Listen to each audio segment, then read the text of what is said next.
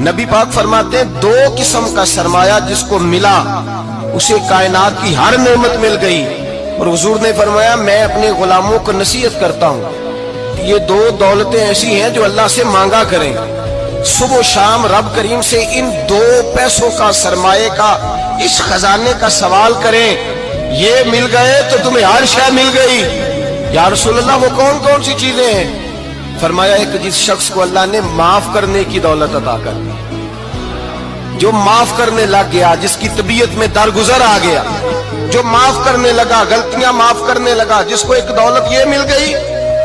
اور دوسرا میرے مصطفیٰ نے فرمایا جسے اللہ نے یقین کی دولت عطا فرما دی. جس کو یہ دو دولتیں مل جائیں, ایک درگزر کرنا, دوسرا رب رسول پہ یقین کامل رکھنا, اسے کائنات کی ہر شے مل گئی.